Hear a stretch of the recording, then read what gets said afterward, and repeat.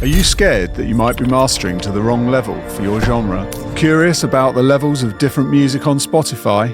I'm about to share an incredibly simple method, not widely known, using any DAW that will reveal everybody's loudness numbers instantly. Let me show you how.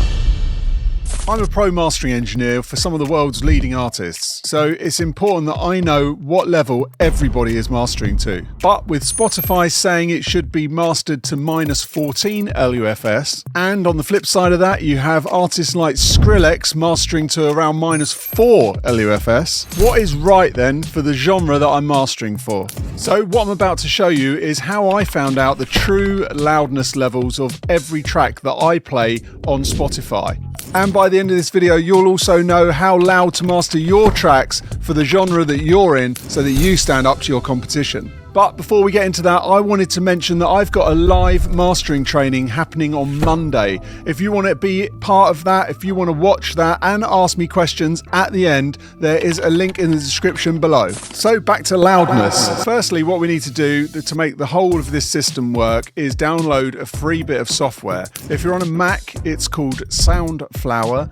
And if you're on a PC, it's called Jack Audio Connection Kit. There are links to these in the description below. Because I'm on a Mac, I'm going with Soundflower. These bits of software just allow you to route Spotify to an input on your DAW. Once you have this installed, you need to create a multi-output device. I've created one here where you select my output, which is the Lynx Hilo in my case, and I also want to then select the Soundflower 2 channel. I then named this Spotify. This means we'll have one output selected, but it'll be playing to 2 outputs. Now open a fresh session in your DAW of choice. I'm using Logic. So in my DAW settings, I go to audio so I can select the inputs and outputs. The output can be whatever my output normally is, so I can hear it on my speakers. And then the input is going to be Soundflower 2 channel. Now on this channel, I'm going to select the inputs 1 and 2. Make sure you mute your stereo out so that we're not listening to the output twice. Select a meter plugin that will show you the LUFS of this channel. So in here, I've got a level meter, a stereo level meter, and then I'm going to select it so that it shows me the true peak and RMS. Then make sure you have the input monitor selected on the channel. Now we need to head over to Spotify, but before pressing play, go to settings on Spotify and find the setting normalize. Normalize volume. We want this turned off.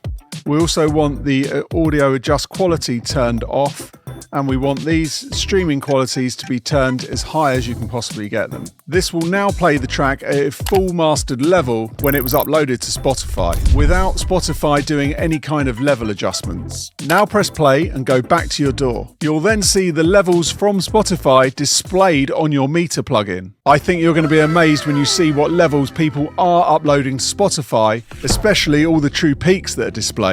So I'm just going to show you a couple of examples now. I won't be playing the audio because obviously I'll get done for copyright. But this one, for example, Taylor Swift, Cruel Summer. Let's play that. Stick it into the middle. Go back to our DAW.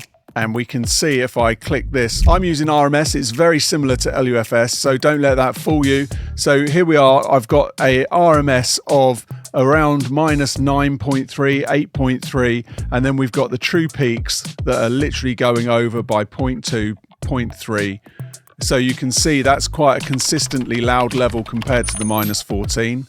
Let's check out another track. Let's go to Arctic Monkeys, I Want to Be Yours. Let's go towards the end where it's probably got a little bit more level going. Back to Logic, and we can see that that is actually going to around -9, -10, and the true peaks are being held there. So that's quite an interesting fact that they're not letting that go with true peaks. So you can see how exciting this is, where you can see the levels that everyone is mastering to. I've never seen anybody show this on YouTube before. So make sure you save this video because I'm sure you'll want to come back to it so that you can set it up on your system next time that you're mastering. If you found this really helpful, then don't forget I've got my mastering live training happening on Monday. There is a link in the description. Come along. I'd love to see you there. You can ask me some questions. after I've taught you loads of stuff about mastering. And obviously don't forget to like and subscribe to the channel. This next video has me showing you how to do different side chaining pairs.